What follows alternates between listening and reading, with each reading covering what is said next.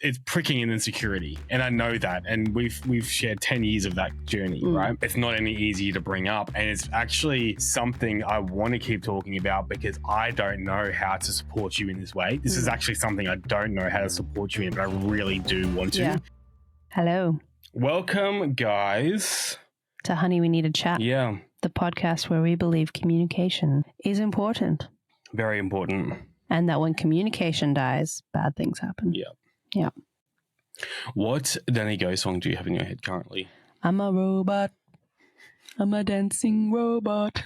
I had a different one, but now you start singing that. I can't think of the other one I had now. But Danny Go is on repeat. Yeah. It's the only show that our baby will sit still for. Every other show, he kind of just loses interest really quickly. But Danny Go, he just sits there mesmerized. So it's been the soundtrack of our week. I wish we had a show that our feline, no, not feline. A feline. The canine. Canine child would sit still to. Well, she sits still. She just also chews everything. And is not sitting still right now. Right now she's confused why she can't have cuddles up on us as she normally would. She thinks I'm in her seat. She's being very gracious letting you sit there. Thank you, madame. Also, we got new uniforms. Hey, yeah. Blank hoodies. No brand. No brand hoodies. Thank you, Kmart. Thank you, Kmart. I guess they are a brand. Yeah. They're just not super visible what brand. But yes, you'll see a lot of plain colored hoodies appearing in the next few weeks. / for the next rest of the year. Rest of this podcast. Let's be honest. Hopefully without gravy stains this time. Gravy stains adds character. Yeah, well, it definitely adds clickbait. Does it? Not even that. Maybe engagement with people being like, what's on his shirt? Do they? No. Oh. But I hope they do. One can wish. Anyway, welcome to this week. We're going to be diving into some Reddit conversations, Reddit stories. But before we do that, we're going to break some ice. How are you out of 10? I am probably an 8, but I feel very foggy coming into this. Yeah. I reckon a 7 because of the fog. You feeling foggy too? Yeah. Feeling tired. Yeah. But good. Feeling good, but tired. Yeah. And the tiredness is getting me to a 7. Got to wake up and shake up. Wake up and shake up. All right, cool. So chat jar has been opened. And the question that's come out of the chat jar is, if we could instantly learn one skill or hobby together, what would it be? Oh, that's a really good question. I reckon dancing. Yeah? Yeah. Because then we could do that together in so many different contexts. Like which context? TikTok. Dancing with the stars. Dance. When we get famous enough to be invited. For me, the skill or hobby, I think my mind is going too practical. I'm like, man, like I would like to take, like, want us to both take up jet skiing, or not jet skiing, wakeboarding, but we need a boat and a wakeboard and it's cost so much money. I'm like, what about skiing? And same thing, we need stuff and it costs too much money. Do you reckon we would get the most enjoyment out of a hobby like that though? Like that's why I was thinking something like dancing is so like applicable to so many instances. But this is the thing, you say that, and I still question TikTok. I already answered. That's one instance. I don't know. I reckon skills or hobbies. I think the skill of, I was going to be sarcastic, the skill of doing a podcast. That would be handy. Oh man, I'm coming up blank. What about marketing? Just instantly amazing at marketing. Yeah. PR. That could be a good one. I'm trying to think of hobby. Crochet. That's it. I'm not getting crochet. I wish we could both be awesome at crochet. Is this just no legit? You can't? Because really? yeah. Remember, I told you I've knitted before. I watch you do crochet. I don't have the motivation to learn crochet. I'm like, when we sit down and watch TV or a movie or something, I have to do something, right? And I've been playing that like coloring in game on the iPad. Yeah, that I need that, but I don't want to do that. I would want to cough. And crochet. I want to do crochet. All right, well. But I don't want to do crochet. Bonnie is really not wanting to just relax. She's just all over the place tonight. She ate our baby's dummy, which he doesn't use. He just found today. And he used it. And he used it today. Yeah, dude. Don't sit down. Come on. We also had comments that you weren't visible last week. Relax. Last episode, Bon, so you're making up for it today. Look at her little head in the corner. If you can't see her because you're listening, you should hop onto YouTube. Get some Hop onto the tube. Dog loving video. Okay. What did you want to do for a job when you were little?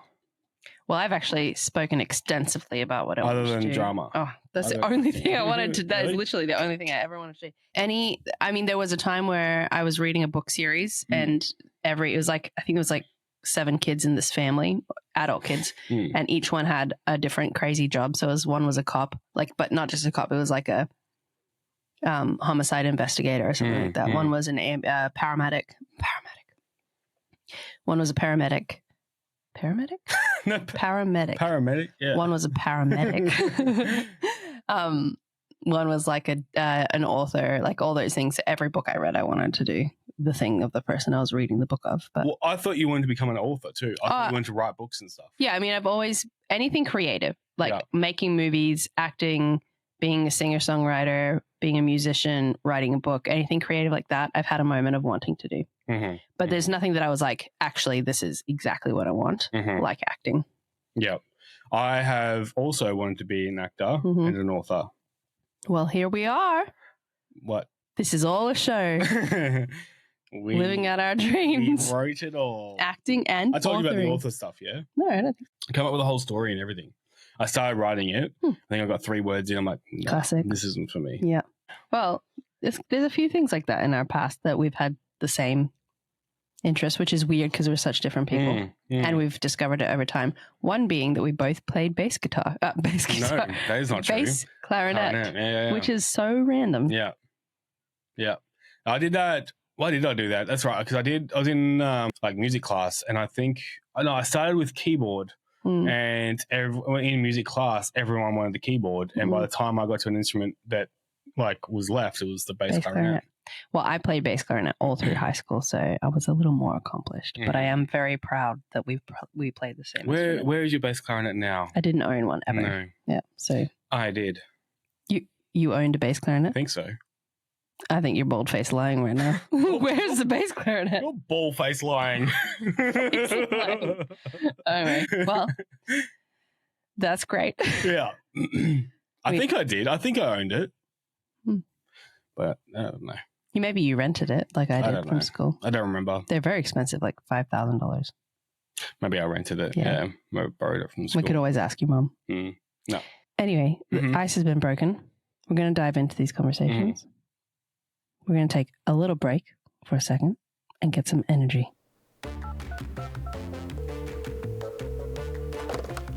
Honey, we need to chat.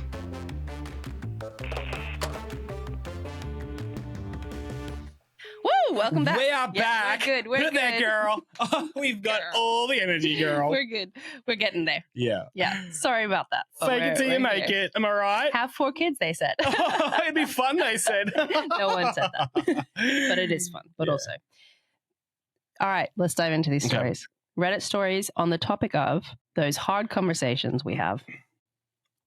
Hard conversations that people navigate in relationships that are sometimes necessary, sometimes maybe not as necessary, but having the hard conversation is a really important skill and not something that everybody knows how to tackle. So we're going to discuss some of these. I think as well, a lot of people steer away from. Avoid. It's too hard. I can't be bothered. I'm too tired or whatever else. And for us, we want to keep on pressing into those in the right way and in the right time. Exactly. Yeah. For the right motivation. Yeah. Yeah. So we're just going to touch on these stories and explore how we might navigate them and explore a few angles. Let's dive right in. Dive it. First story from r/relationship. All of these stories will be r/relationship on Reddit. How do you tell your partner that you need to hear them say something without feeling like they're reading a script when they say it? Male 30 and female 22. I don't feel like my partner cares or thinks about me. She keeps insisting that I should just tell her what I need, but I don't need specific things. I need evidence that she's thinking about me. Today, she suggested we watch a show we're currently watching together. I was excited to, but then she remembered she wanted to run some errands. While at the grocery store, she overheard some teenagers making fun of her. When I tried to console her, she said it felt like a parent talking to a child, and she didn't want to be spoken to like that. It wasn't my intention, and I don't know how else to speak, so I excused myself to our spare bedroom. I texted her that I was done for the day and invited her to watch the show by herself. I really want her to tell me that she doesn't want to watch the show without me. And I want to tell her that that's what I need from her, but she's a people pleaser, and I don't think I can believe her if she repeats back to me what I have said I wanted to hear. How do I tell her what to say without telling her what to say? I just want to say, this is an example story. Mm-hmm. The actual story itself, a bit more layers to it. Okay. We'll discuss it. But I think this touches on something that I resonate with a little bit, and I think is pretty common, where there's a certain thing that you need from your partner, but asking them for that feels like you're taking away some of the authenticity of it, and how to have that conversation without losing that. All right, I'm a little bit confused over the story because there's multiple parts to it. Yeah, in a very short story. Can you break it down again? Okay, so basically, he doesn't feel like she loves her very much. He doesn't feel like she shows her love for him very often. And she always says, if you need something, you need to tell me. But he doesn't necessarily know what he wants or how to ask it from her. Today, he was excited about spending time with her because she said she wanted to watch their show together. She had to go grab something from the grocery store before that. And while she was there, something happened. This is it's a bit confusing to me too. She overheard people teasing her, and then she got upset about that. He was trying to console her. He got frustrated at how he did that. So he was frustrated at that. This is where the layers come in. Removed himself, messaged her and said, I don't want to watch the show with you tonight. You can watch it on your own. And he went to the spare bedroom. He went to the spare bedroom to do that. All he wanted her to say was that she didn't want to watch it without him. Even how I'm explaining this is just complicated. You understand. Hopefully you get that. I think I get it now. Yeah. I'm going to break it down to a few different sections. I think that how they're functioning has a few issues in it that are playing into this. So there's probably more topics than just the question that he asks, which is how do you get them to say something to you that doesn't feel like a script, basically. They are playing games in how they're interacting. Well, at least he's playing games because he is reacting very, obviously we didn't see the conversation. In my opinion, he's reacting strangely over the top. It kind of sounds a bit childish. Honestly, it's like he's going and sulking because she told him that she doesn't want to be parented in the way he was comforting her. And maybe she said that in a really rude way. Like, who knows? I don't know. But I don't think there's ever been a time where we've removed ourselves to have our moment, then held it against it, like then played a game with it, sort of like texting you to say, I know, that's the thing, is watch it with you by yourself. Sending you a text from another room. That's such a bizarre behavior. Like, I'm sure there's been times where I'm like, I'm not in the mood for this anymore. Like, this shifted, I'm not in the mood, and that's okay.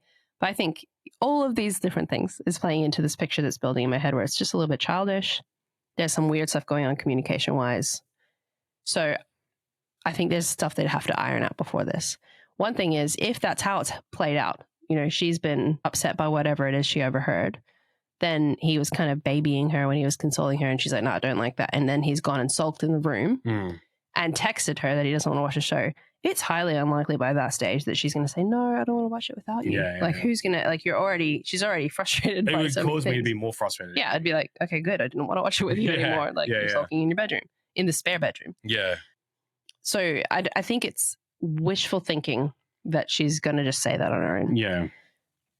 Removing all of that background stuff, removing the rest of the story that they've said, if we just focus on the question he's asked us, which is, how do I get her to say this thing that I want her to say without it then feeling like a script? The reality is there will be times, and we've spoken about this when we've referred to love languages, where it will feel like a bit of a forced process receiving the love from your partner in the way that you want it to. And I've definitely experienced this with you. And I'm sure you felt this with me as well. Like the gifts, for example, when I first started giving you gifts, I'm sure it was just like, actually, the first gift ever. Well, isn't there's the head scratcher thing? Yeah. Blair on our first Christmas ever. Right. But to be fair to me, we hadn't discussed whether we were going to do presents. And I don't think we were officially dating at that stage either. I think, or maybe we had been for a day or two. Yeah. He got me a $400 spa voucher for one of the local spas, and which was incredible. And I had really wrestled because I knew gifts were important to you. And I was like, we haven't said we're going to do them, but I'm going to get him something anyway because I don't want him to go without. I had bought him one of those little head scratcher things from $2. like a really cheap one. I think it was a vibrating one, but it didn't work. It didn't work. Yeah. And I got it from like one of those pop-up stores in the shops, and then had to give them to each other on Christmas Day. And didn't I smash my window that on the same day? Yeah. Because I was mowing That had your nothing lawns. yeah, but that wasn't my fault. Well, no, but you caused pain. No, I did not cause pain. Anyway, so I'm sure at the early stages, the presence felt forced. It was the same with, there's times where, words, like we've spoken about, weren't a natural way for you to show me love. So there's times where those would have felt forced. And I think there has to be an element of grace when you're learning those things. If you're wanting your partner to succeed in this area, you have to have grace for them to be clunky. Absolutely, you need grace, but you need to have that teamwork in growing that, you know what I mean? Because a lot of the times we're discovering things about ourselves. So for me to expect for you to know exactly what I need, when I need it, how I need it, whatever else, that's not fair. Yeah. I don't think we could actually communicate clearly if we didn't communicate clearly. Do you know what I mean? Like I don't think my needs would be clear to you if I don't help you understand them. Yeah. Does that make sense? Yeah. So yeah, that was all I was going to say. Yeah. So I think that the point is not just a matter of showing grace. We need to be aware that you need to have the conversation. You need to be able to share what you need, because that's the teamwork. That's the team growing. Yeah. Yeah. And I think as well, you need to remove yourself from the instance, because if his whole aim is that in this moment, this night, she's going to message him and say, no, I can't. I don't want to watch this without you. And that's all he's focused on. And that will be the win for him or the loss, depending on how it goes. That is likely to fail, especially because of the story we've just heard. If his aim is, it hurts when she doesn't say these things to me, so we need to then, like you said, work as a team in discovering what it is that I'm needing ongoing. So in the future, when this happens, she will know, oh, I actually need to hear from her that she enjoys having me there. Yeah, absolutely. Yeah. So you're not going to fix that moment. No. That moment's not going to be not a script. If she's going to say it, it's going to sound like a script. I think if we have a look at this and kind of talk about how we would talk about it. So he starts it off by saying, I don't feel like my partner cares or thinks about me. She keeps insisting that I should just tell her what I need, but I don't need specific things. I need evidence that she's thinking about me. So that, to me, straight off the bat, is a conversation about love languages. It's a conversation about that kind of exploration together. Yeah, and it sounds like they're not having conversations. Do you know what I mean? It's a lot of expectations and assumptions. Yeah. Well, expectations on assumptions. So it's like, I expect you to know this about me. I expect you to want to do this stuff for me, but there's just no evidence that they're actually exploring that together and growing in that together. Yeah, exactly. So he's saying, she's like, tell me what you need. And he's like, I don't need anything specific. I just need to know that you're thinking about me. I don't think that's true. I think he does need something specific. So probably words, because it sounds like words is a thing for him, but he needs to explore that himself, obviously. Yeah, I mean, words, quality time, it could be a bunch of different things for sure. Yeah, just from the story, that's what it sounds like to me. So I think it's important, if this was me, I would be saying, and we have had this conversation where I've said to you that I don't necessarily feel I don't feel your love. And I've also said actually almost exactly this, where I don't feel like I take up much space in your head sometimes. Yeah. There's been times where I've felt that way.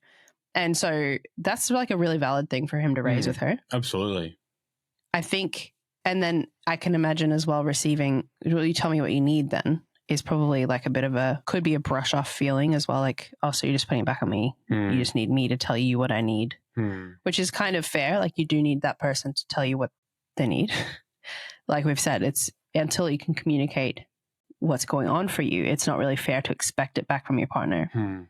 But if I was his partner, I would want to explore that with him. I wouldn't necessarily just be like, tell me what you need. I'd be like, well, like what has made you felt loved the most, which is a conversation we've had. Like what things have stood out to you? You've told me about the mug that you love, not this one. It's a good one. It is a good one. It's the second good one. Yeah. So I think I would start there. Start with that conversation, exploring it. What is it that's made you feel loved before? If she loves him, she would want him to feel loved. So it should be a challenge that they take on together. Yeah, and I just see it easily falling into complacency, Mhm. in her response, like we were saying. Yeah. If this was us in this position, all right, so I don't know if you want to do role playing. Mhm. All right. All right, so you're the guy. Mm-hmm. I'm the girl. Mm-hmm. Let's flip that. You can say the girl. Okay. I'll say the guy. Yeah. I think, first of all, there's different layers. So how would we address this? I think the first thing that we would have actually addressed is his response and just leaving, walking away and not coming back. That's it's escaping. It's moving on. It's not addressing. I think that would be the first thing that we talk about is, no, we need a process. This is obviously something that we need to work on. So let's work on it. Let's not just leave it and be like, I'm sulking now. I'm not even going to sleep in the same bed as you. Yeah. It feels so minor of a thing for that to be the response. Yeah. But it's one, either he could be a bit sensitive and dramatic, or it could be actually there's quite a lot of things building up in here and it's just hurting him, right? Yeah. Either way, I don't think that response is the right response. And neither of us would be okay if either of us did that to each other. Then I think it'd be a matter of, okay, both of them are having communication issues. One, he's saying that she's not speaking love to him. He's not feeling that from her. So it is a love language conversation. Yeah. Two, she's saying that she doesn't like the way that he spoke to her about comforting her and stuff like that too. So I feel like there's other courses and things we could look into the future. There's the love languages, but there's also an apology language as well. There's all these different things. And again, the way that a big thing that I've had to learn again, and a lot of guys do, don't fix it for you.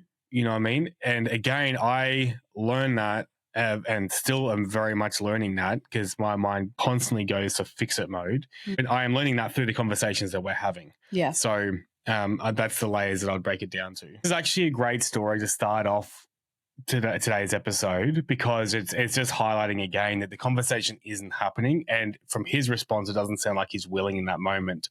And for us, we would press in the right time, in the right way, and address it, like not just drop it off. So I think that's a big thing for this one. And it's a good one to start with.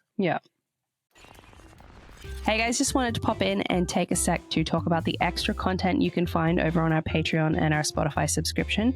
We have a fun little community growing over there with extra episodes, extra stories. We're also going to have resources, messages back and forth, and also submitting listener stories through that portal as well. So also outro themes. If you want to be a part of our closer knit community here at Honey We Need a Chat, please hop on over to Patreon or Spotify subscriptions and join us there. We would love to see you. Thanks, guys. Thanks.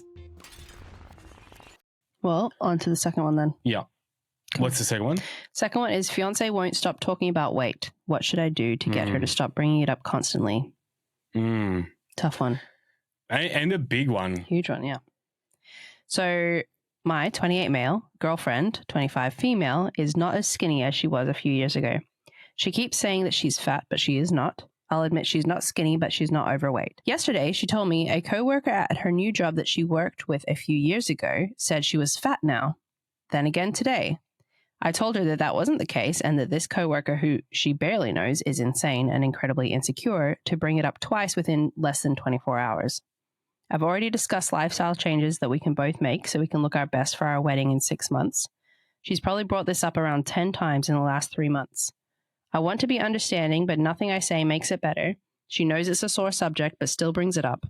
I listen, but it's kind of driving me crazy when I have to deal with her calling herself fat when she isn't. It hurts me to see a beautiful person beat herself up when she looks great. Maybe she needs therapy. I have no idea what to do. This is a really common issue. Yeah. So for so many reasons.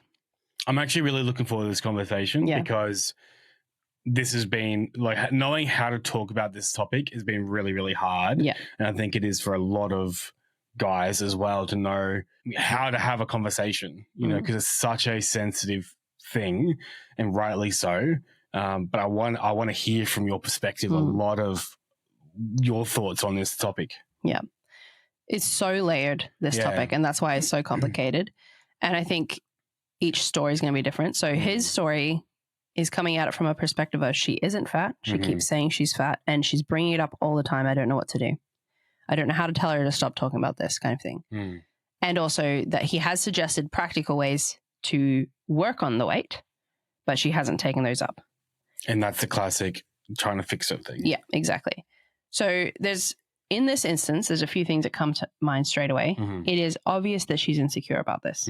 The first thing is it's an insecurity, and an insecurity is separate to facts. So there's a fact that she has gained weight. There's a fact. I knew I was going to do that. I knew I was going to do that. Naughty. There's a fact. Oh my gosh. There's a fact that she is not overweight. As his perspective, at least, the fact is she isn't overweight, but she's also not skinny. So those are facts. Those are separate to the emotional side of things.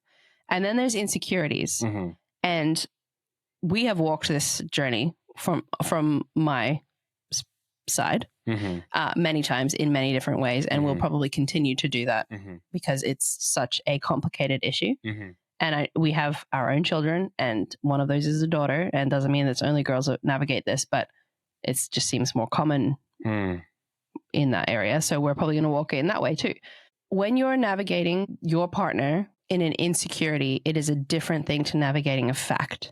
So he's aware of the facts, and he's hopefully aware that she's insecure, because if someone's raising it this many times, that sounds insecure. So he should be reading those signs.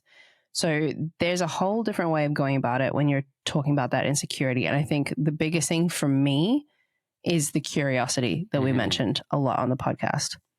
Because if you come in trying to fix it, when someone's insecure about something about their physical appearance and often weight, then you get tripped up in this thing where it's like, oh, so you do think I'm fat. So you do think I've got a problem. So you do think that I shouldn't be the way that I am, or I'm not as valuable the way that I am. And it just is a big trap, which is really upsetting because it shouldn't necessarily be that way. But it is. It is that way, yeah. But I can see from his perspective and from a guy's perspective, your perspective, I can see how complicated it must be to navigate this, because, you know, the times where you've heard me complain about my weight and then in your head been like, well, I can't tell her, like, maybe we should start walking or something like that. Like you can't, I would feel like my hands were tied a lot in these conversations. Yeah. I can imagine it would be complicated. Can I paint a scenario? Like our scenario? Yeah, go for it. So, and you guys might remember a couple of weeks ago, Emily and I mentioned the chat jar came up with a question. It was, what's something that's hard to bring up? And this was it for me, this was the hard thing to bring up. Not the weight. Not the weight. As Amy mentions about how she wants to walk in the mornings and so forth. And I encourage you to walk in the mornings, but you don't do it. And then I'm like, well, I know that if I start going down this line, if I bring it up again, it's going to cause it's pricking an insecurity. And I know that. And we've shared 10 years of that journey, right? It's not any easier to bring up. And it's actually something I want to keep talking about because I don't know how to support you in this way. This is actually something I don't know how to support you in, but I really do want to. But it's not even just a matter of supporting. It's a matter of how do I even have the conversation? Because every time I do, it's like, and not that you're, not that you've exaggerated or blown up, but it does. The conversation turns into something that it wasn't meant to be. A lot bigger. Yeah, exactly. Yeah. So I brought up like, well, you know, I don't know how to talk to you about walking in the mornings. And that just trickled a whole other thought for you. I'm like, no, literally, because you mentioned that you want to walk in the mornings and you haven't been doing that. How can I support you in that? My response is, well, all you need to do, Amy, you need to set an alarm. You need to get that we've got a dog now. It helps you. You just go for a little walk every day. Just focus on, and I'll go straight down to the practicalities and the facts of what you need to do. And that's not what you need. I know it's not what you need, but I can't get my brain out of that mode. So this is why it's so hard. It's not just a matter of how you respond. I just know the way that I want to approach it is not helpful. And as well, I'm someone like I was sitting on this for a couple of days, and because I was literally walking the dog one day, and I was thinking through it. I'm like, oh man, I know that Amy. How can I support Amy in this? How can I encourage her to do the things that she wants to do? You've been on an amazing fitness journey for the whole time that I've known you. You've really worked hard, the most on it this year and last year, right? You've been doing really, really great. And we've spoken about our goals that we want to achieve in fitness so that when we are older, we are capable, like we can move and, we're not bound to the seat because we can't get up, right? So that's what's in my mind on this walk. And I'm like, I really want to encourage you, but I don't know how to bring it up. Yeah. And then I brought it up because it was a question from the chat jar. And the conversation wasn't great. You know what I mean? It was a good ending, but we didn't actually discuss the thing because... Yeah, the conversation wasn't bad. No. The reason that conversation got derailed is it's so dynamic. Oh, no. And I want to have this conversation now. I want it to be raw because I know it's how I've said it too. And I can't get out of my head. Yeah, I get it. On how to say it. And I want to learn that. How do I bring this up? How do I support you? But that's why I'm laughing is because literally you saying it carefully irritates the crap out of me. So like you being like, how, because this is how you brought it up the other day. Like, I want to know how to talk to you about walking. So to me, I'm just like, oh my God. Like if you had said, I want to know how to talk to you about like going for your morning walks. Yeah. I still probably would have been like sensitive to it, and so you do this, not always, like you're getting better at it, but when you're trying to bring up the thing that's kind of hard, you'll say, you said you didn't want to get takeout or something like that. Yeah. And so then I'm more irritated at the attitude behind it instead of being like, you said you didn't want to get takeout. But I totally get why I'm trying to be sensitive. In your head, you're like, this is a sensitive thing. So I'm going to be like, you said you didn't want to do that. And so I understand how unfair it is. Like, I really get that.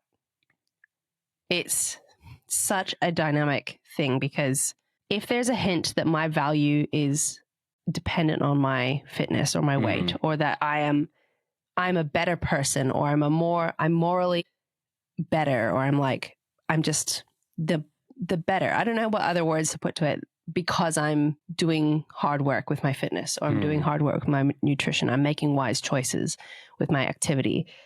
It really, because I'm these insecurities are so deeply ingrained into who I am, it really triggers that for me. And for me, my response to those things is not work harder, which some people's it is. Some people that are insecure to these things would be like, yeah, oh no, I got to work harder. And they get like more intense with the thing, which is also a problem. It just looks positive, but really deeply it's a problem. But for me, my reaction is I shut down and I get real like stuck in my head and just like feel like I can't do anything. So then I'll do even less. And so it's just such a complicated issue that really I think the major thing is just the continual work on the inside stuff. And how you support me through that is really tough. And I don't know the answer for those things. No, I completely get that. And that's the thing is like, all right, well, how do we move forward? Do you know what I mean? Like I do try and be very sensitive to it. And I don't know, just hearing you say the way that I say it, I'm like, yeah, I do that. He does. I'm not wrong. I'm so cautious and so aware of how it affects you. And I'm trying my hardest to say it in the right way. Yeah. And I know as I'm saying it, it's not the right way, but just like, I have no clue. Like, the reality is it is an unfair expectation that you're just going to know how to navigate. I don't know how to navigate. No, absolutely. So would be even harder for someone who's not in the same headspace to navigate that. So I believe it's a really unfair thing that a lot of guys get stuck with, this complicated dance that people have to do with insecurities. I think when you're in a relationship, you have unfair things. You do have to carry different burdens for each other.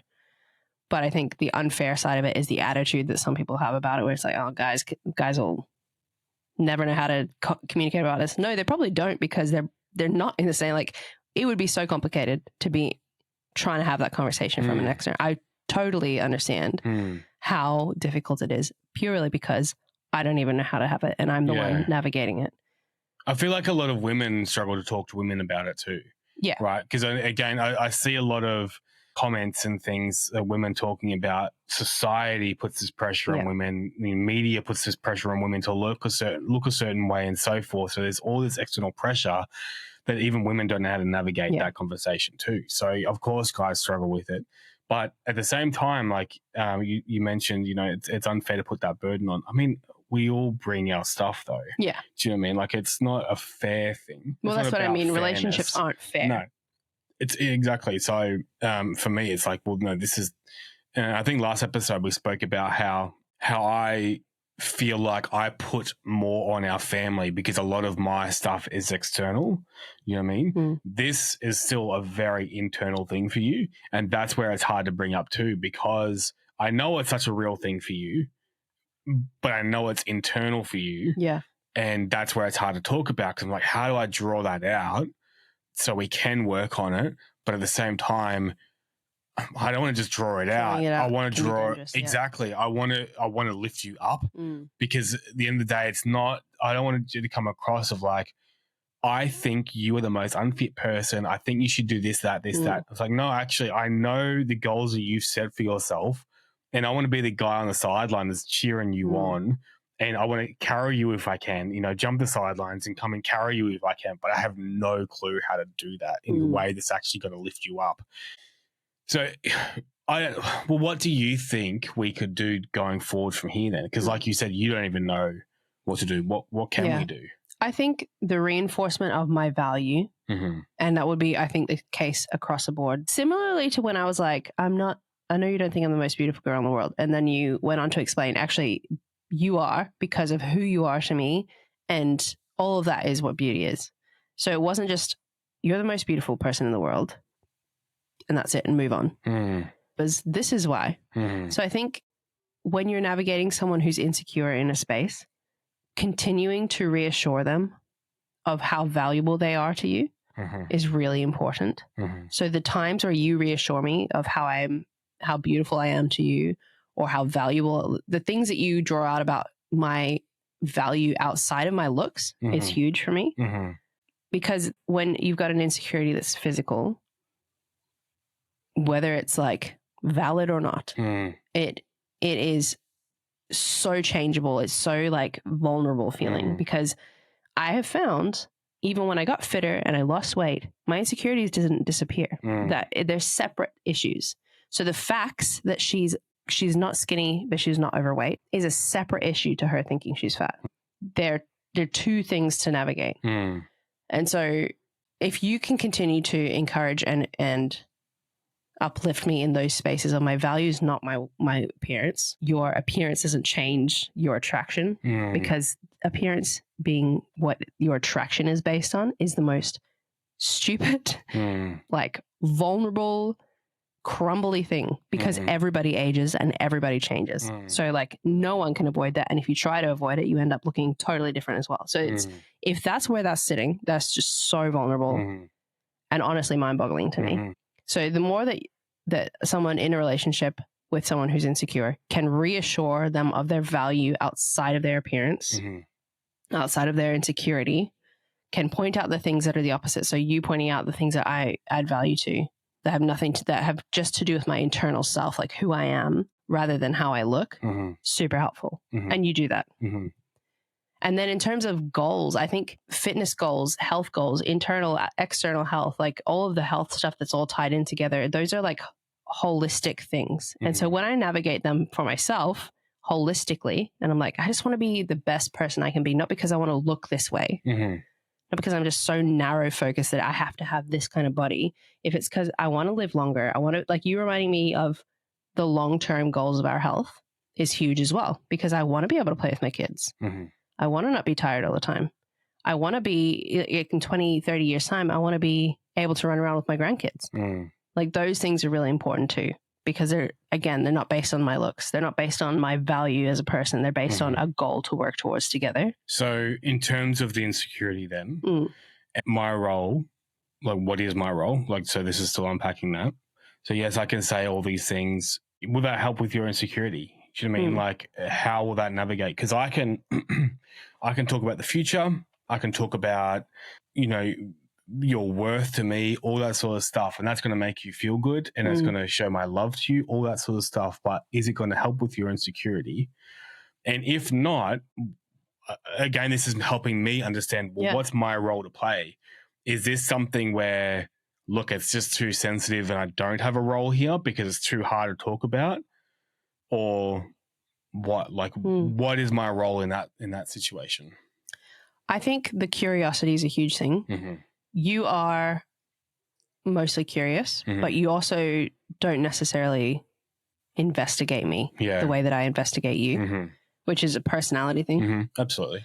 But so I think, and the thing is, like, all these conversations we've had, so it's not a matter of now discovering this, but I think your role in the insecurity side of it, in my thinking, is about helping draw out where it came from, exploring what that meant for me, how it made me feel, the little comments that stood out to me, those kinds of things, I think is probably just being part of that journey is most helpful for me. Yeah. So how do you, because I'm trying to learn from you, because again, I see you do such a great job with this, just this curiosity, and you dig into that stuff. And it's like, it's not just a question, it's a question with care. And I think that's such a great gift that you have with people, which is where people just feel so safe with you. They feel so seen with you, right? How do you do that? We've spoken about all these things before. We've spoken about the past. We've spoken about these insecurities. We've asked these questions. What does that look like ongoing? Is it continually asking the same question? Is it, I don't know. What does that look like? Yeah. We've had so many conversations about each other.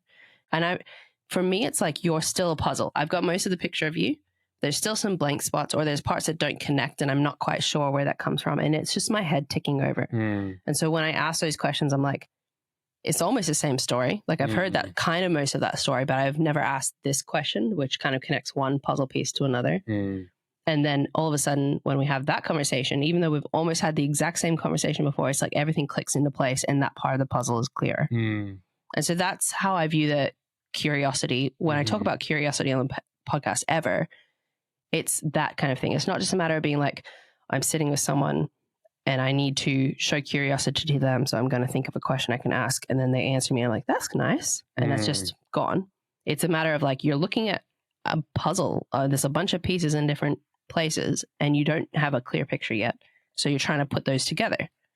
And when it's your partner, that's your forever person. So that puzzle should be the most intense. If it's a friend, you'll probably just kind of like slowly tick away and maybe not get a full picture ever. That's what happens for me in my head. And that's such a specific thing. I don't know that's something that people can learn. I really believe people can learn, because my mind is thinking through, like, I feel like guys are very block-minded, right? It's like, all right, I've asked that question, that's that block complete. Now that block complete, that block complete. And we go through the different questions. And when we inquire, it's like, okay, inquiry complete, where your mind doesn't really complete. Yeah. You know what I mean? Like it's not just that it doesn't complete. It's like you haven't completed that yet because there's a whole, it's not a bunch of different boxes. It's actually a whole masterpiece. Like, and that's the level that you're looking at.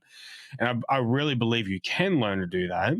And I think the beauty and something I really, really appreciate with you is you give me the space to learn that. You know, and identifying that we do think differently and we do have different strengths and different weaknesses. And I know a lot of people, guys and girls, don't give each other that space to learn because they have that expectation like we saw in the first story. Yeah. You should know this about me. Yeah. You should know to do this. Why don't you do this? Yeah. A lot of it is learning. Like we got to learn how to paint that picture. And that's what I'm doing now. And I still need to learn that because in my head, I'm like, I don't even know what question I could ask to help paint a bigger picture for me. It just doesn't come to my head. And that's not a cop-out. That's now cool. That's my growth point right now. This is what I want to work on the most is how do I paint a bigger picture of the story of Amy and everything that's involved with you. So, yeah. In my head, it's like if someone asks me about you, I want to have all the answers eventually. And I don't have all the answers, but I want to be able to be like, oh yeah, actually, because when he was like in high school, something happened to him and he like, it messed up his knee. And so he wasn't able to do this, this, and this. Like, I want to be able to answer like when we're becoming one, which is what I believe marriage is. I want that to mean that we're more and more becoming the story is the same. Like it's like your story is my story. I can recall things that I wasn't there for because we've spoken about them and I understand how they impact you. And when you react suddenly out of something, it's not because you're just being like annoying. It's because of whatever's triggered that for you. You're a person like me who has emotions and positives and negatives. And most people, unless they're like narcissistic or they've got some kind of mental health thing going on that means they're incapable of being functioning normally, most people are going to function the same way as us in different ways. And so if someone's acting weird or someone's got a strange reaction or someone's being juvenile or immature or something, it's not just that's who they are. That's who they are, and that's how they're going to be. Like, I think that doesn't mean we have to fix it. Like, if that's happening in a relationship, it's fair to be like, oh, actually, no, I'm not really okay with that. But when you're committed to somebody and you love them, I want to know that person as if I want to know what makes you react that way.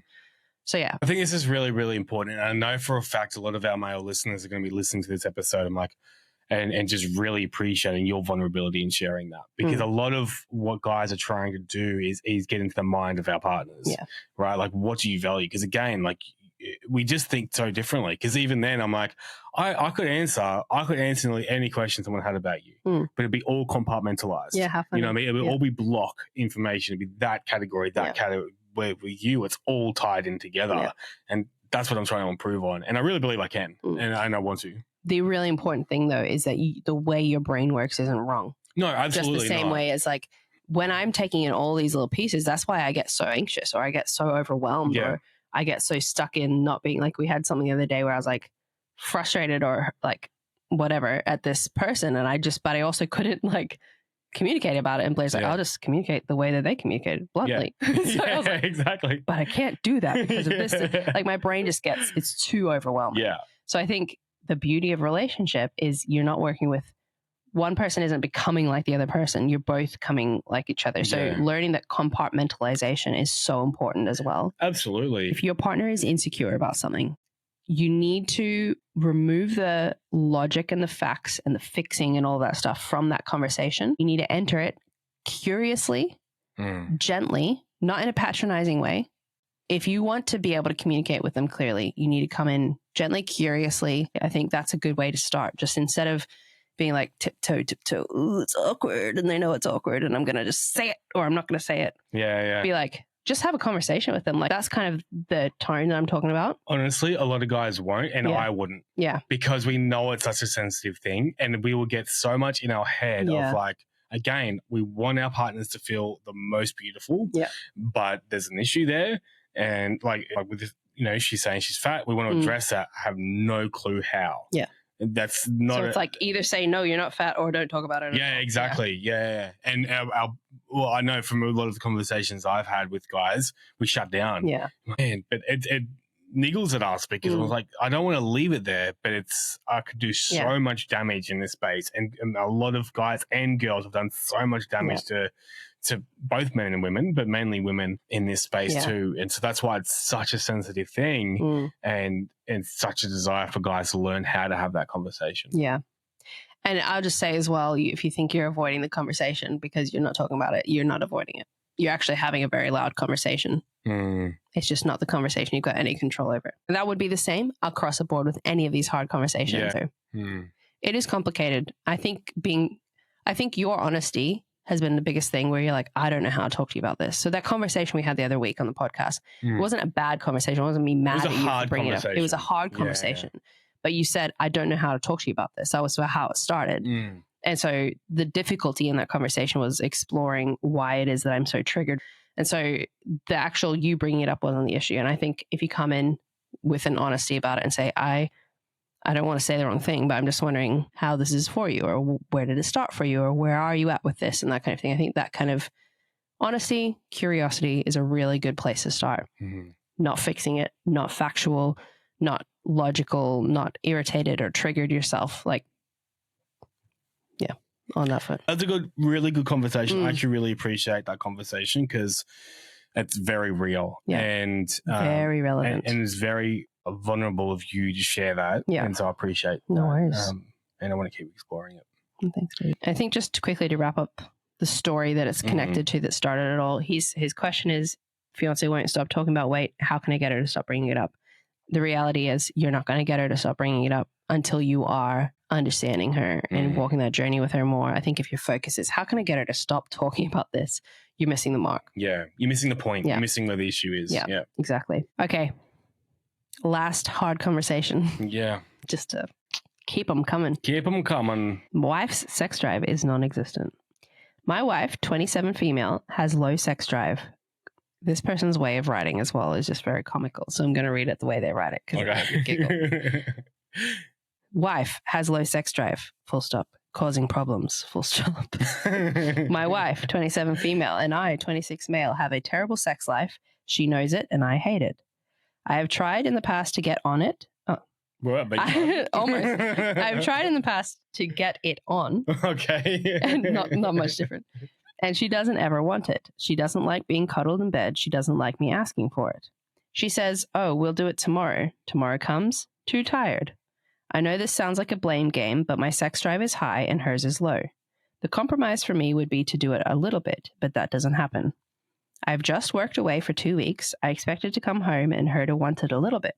Not even a mention of it, ... We go on dates a lot and we show affection in other ways, so I'm not sure why it doesn't happen. I'm starting to think she isn't attracted to me anymore. We don't have any kids. I'm at my end and struggling to see a way through. It causes a lot of arguments. Please, does anyone have any ideas? Get on it. Get on it.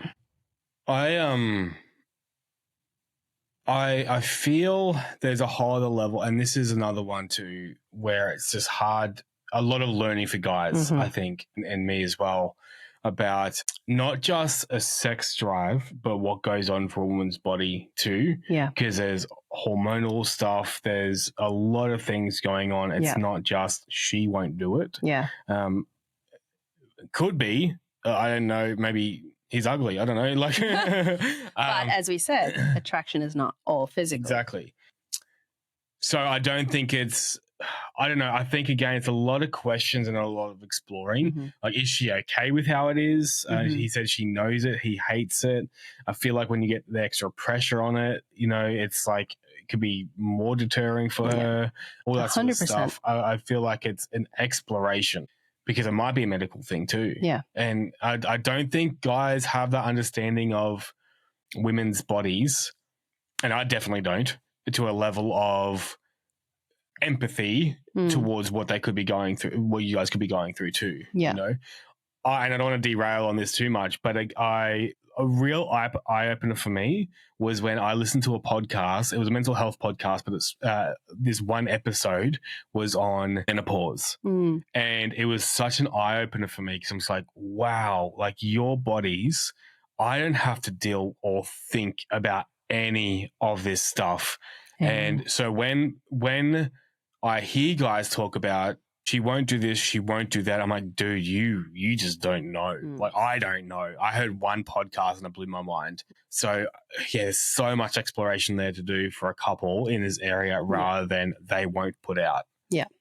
I think we've got a really interesting perspective on this because at the beginning of our marriage, your drive was a lot lower than mine. And so we had that journey to navigate. Now, my drive is a lot lower than yours. And there's so many factors that we would have to do more than 3 podcasts on it to talk about what goes into those things. But you're so right. It's not just physical in that moment. She doesn't want to do it. I don't know the physiological stuff, but in my understanding, loosely, guys can be in the mood very quickly, out of mood very quickly. It's like sort of just like, oh yeah, I might do it now. Yep, cool.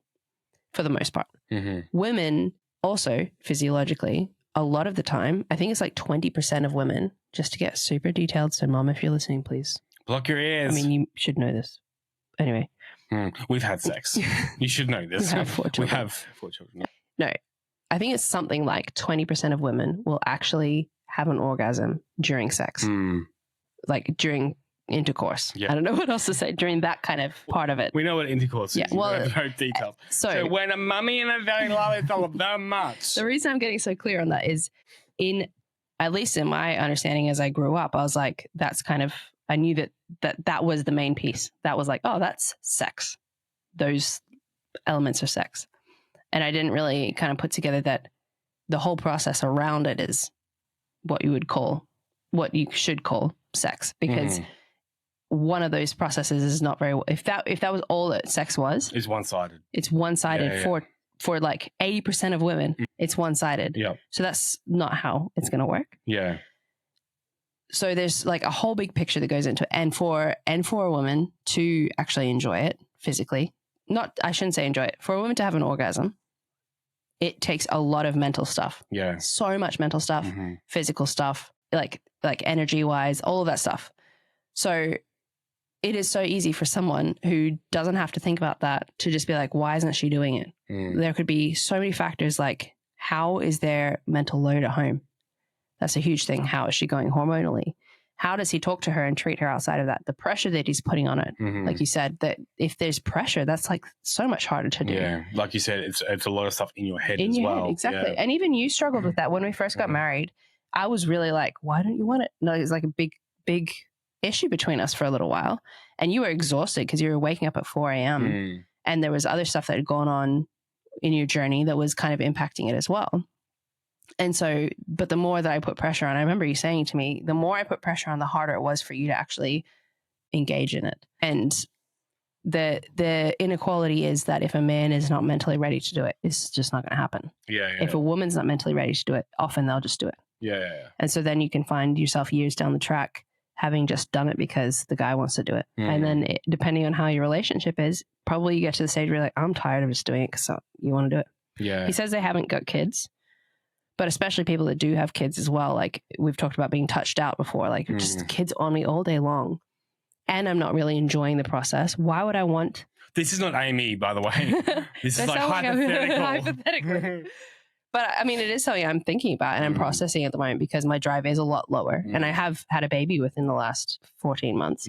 And so postnatal, I think, takes 2 years to recover. But like still, it is something I'm thinking about because I am not satisfied with us just having a so-so sex life. I don't want that for the rest of our lives. And I'm also not satisfied with this culture that I see where it's like women are like, oh, I can't be bothered. He just wants it all the time. I can't be bothered. And that's just an okay, healthy, accepted thing. I think it is fully okay for you to not be okay doing it right now and to be in a place where you're like, I'm not just going to make myself do it because he wants to do it right now, especially because there's a myriad of reasons I always said that could be impacting that. I don't think it's okay long term. No. For a couple to not be working on this aspect of their lives. And I'm right there. Like I'm right there where I'm like, I don't think it's okay for me to stay this way. And we've spoken about this though too, you know what I mean? I think when it's not okay is when you haven't had the conversation. Yeah, you haven't had the conversation. Or not willing to have the conversation. Yeah. And that's where I'm okay because we've had the conversation. Yeah. We're having the conversation. I feel like just on what you're saying there about just so we can move off orgasms. Remember, there's this one story that sticks out to my mind. It was an old boss of mine's wife's friend. So it was like third part telling me the story. The conversation went about, let's just call that friend. I was going to say Sarah. We know too many Sarahs. There wasn't Sarah. There wasn't a Sarah. There wasn't Sarah. Like let's call it Dorothy. Dorothy and Wally. Okay, husband and wife. Dorothy and Wally. They didn't have a great sex life. And he said, look, if I don't get it twice a week, I'm actually going to go elsewhere. Oh my gosh. And I think that was for me. And it's a whole conversation. And I think guys, we need to check the way that we talk about this sort of stuff too. And our entitlement to sex and someone else's body is something that can be not a lot. I don't hear it anymore, but if you struggle with that, man, we really need to tighten that up. Like that cannot be the way that we communicate or view sex. And they were joking about it, and I was young, I was a teenager, and I still wasn't okay with it. I was like, this does not sound right. So not saying that this is this guy that we're talking about. I feel like there's so many different things that we can speak into this space, but big thing is for me, what I've been really learning about is women's bodies. Man, you guys are miracles. Secondly, how much guys can struggle with entitlement and how much that is not okay. And if it's about us, we're gonna get bored. You know, we're just missing out on so much. If it's about you, it's actually so much better. Yeah, and more fun for both parties. Yeah. I think there's a reason that our bodies work the way they do. Yeah, because I think it makes a lot of sense that it's easy on one side and really complicated on another. But if one partner if the male partner is not taking the time to figure out that complicated puzzle, then that complicated puzzle is going to shut up and not be there. Yeah, going to shut up shop. And yeah, I think it could be looked at like something that's just too complicated to work on. So there's, again, the avoidance thing. You can find yourself in a rut where either you're not doing anything at all or she's doing it out of obligation. But the bigger conversation is what's happening for you, what's going on. Again, the curiosity. Curiosity. I think it's just, if you can have that attitude about these things, you're just going to have a way better conversation. Yeah. I actually saw a post recently on a group that I'm a part of, and I commented on it because the person said, we have sex about once a month, and I've been telling my husband that this is normal, and he thinks it's not normal. He wants it more. And so I've been saying, everybody, this is really common. So I want to ask on this group, how often do you guys do it? And so all these people were commenting on it, and they were saying how often they did it. Some people were like, I do it like 3 or 4 times a week. Others were like, yeah, we maybe do it once a fortnight. But I commented and I said, the issue isn't actually how often you do it. And this is something I've had to learn through, like, actually, there's podcasts I listen to and books I've read, and also just friends and our journey. But like, it's actually not about how often you're doing it. The issue is about how you both are feeling about that. So if there's a mismatch in that, that's actually the bigger problem than how regularly you're having sex. And so there is a conversation to be had there. If he's feeling this way about their relationship, that's not invalid. And yes, there's like 100%, there's this unfortunate cultural entitlement that seems to have been the case from the man's side. And for women, that has been really damaging, really damaging, to the point where I feel like women have gone almost too far now to be like, if we don't want it, we don't have to have it. We're just not even going to explore it. Yeah. We're not even going to look into. I don't think that the healthiest option is that a couple is just not doing it. If they are capable of doing it. And if it's safe. And everything like that. I think the healthiest option is that you're exploring it together and you're working on it and growing it in whatever way looks best to you guys. So I think that goes both ways. The entitlement's going to damage it. And then the defensiveness of being like, you can't tell me you need it, or you can't like put pressure on me to need it. I'm just not going to do it at all. Either way is damaging. Yeah. And so the bigger issue is, if there's a mismatch in that, there needs to be conversations in that. There has to be a bunch of grace. There has to be a lot of understanding that there's probably a lot of things playing into it. And if you're wanting it, if this guy's wanting it, he also then has to be willing to put in the work in those other places when they do have this conversation and those come out, to work on that. He can't expect that those are just going to be ignored. And it, to me, screams that there's a lot of stuff going on. Yeah, cool. I think that's it. I mean, huge conversations. And the reason I picked these stories was I think they're relevant to so many people in different ways. And they're hard conversations, and we want to encourage, and you and I will keep on pressing into those hard conversations. They are hard. They're not always fun. But man, I grow so much closer to you every time we do have those conversations. So we encourage you guys to do the same. Thank you guys so much for checking in. If you want to hear more of these stories, we do have a Patreon episode we're going to record next. Go along to Patreon, check out our extra content there. It's really, really good. We get really personal with a lot of stuff as well. The support would go a huge way, guys. So thank you so much for your support that you've been showing already. Please remember to like, share, subscribe. We'd love to be able to encourage more and more people and take you guys on the journey with us. So thank you so much. Yeah. Should be outro as well.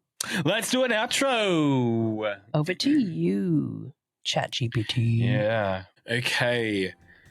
And that's a wrap on today's dive into the deep end of tough conversations. We've navigated the tricky waters together, and now it's your turn to steer the ship in your own chats. Or stir the sheets in your own chat. Okay.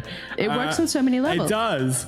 Remember, courage isn't about not feeling scared. It's about speaking up even when you are. Take these tools, build your bridges, and transform those tough talks into triumphs.